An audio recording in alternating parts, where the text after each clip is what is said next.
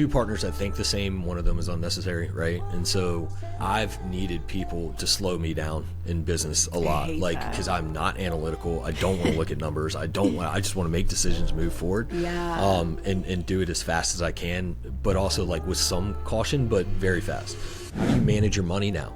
Because coming from someone who had to struggle a good amount to get to where you are and to earn the money to be able to have this deal flow and some capital reserves and stuff like that. What have you learned about managing money in this business? It's not for me. I'm not great at managing money, but I do hire it out. I think it's insanely, I don't want to say it's above my knowledge level. It makes sense. But like in my mind, if I get a check, I'm like, okay, cool, we can spend this. And the reality of this business is like, you have to think about the next 6 months. You have, your monthly business expenses. You have money that you need on other projects. And it's so amazing to me how quickly like the bank accounts go from hundreds of thousands just right back down to like, okay, we have 5K, when's the next closing? It just like, the money goes in and out like crazy. If I didn't have someone else helping me manage that, it wouldn't be good, which I kind of experienced that once I started to scale. Like I was like I just didn't know how to account for the future basically.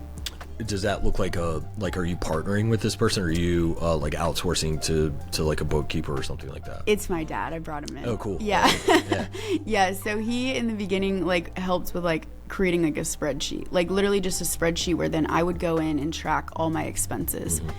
And it was like around the end of year 1, and I was like, I think like I need to bring in like, I think it's called a fractional CFO.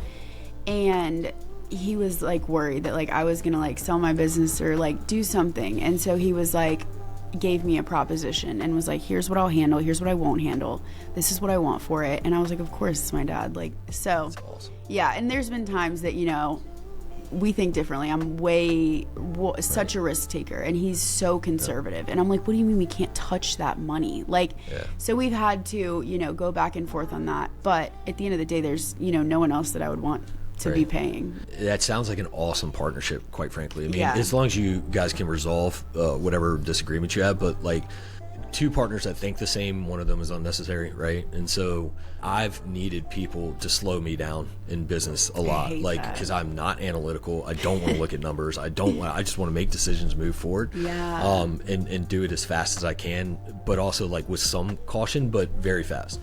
And I've had business partners that are like, hey, let's think about this. Let's hey, pump the brakes a little bit. I'm like, I shouldn't have even let you know I was doing this. Exactly. But at the same time, they bring on, I was like, all right, well, you got a point. I'll wait another 3. I'll think about it overnight or something like that. So it's so interesting. I've never heard that quote. If you have two of the same person, one's useless. Because I'm always, it's like when I'm trying to convince someone of something, and I'm like, oh, if I just had someone exactly like me, it would be the best thing ever. Yeah. But yeah, it would get out of hand, and I can see that.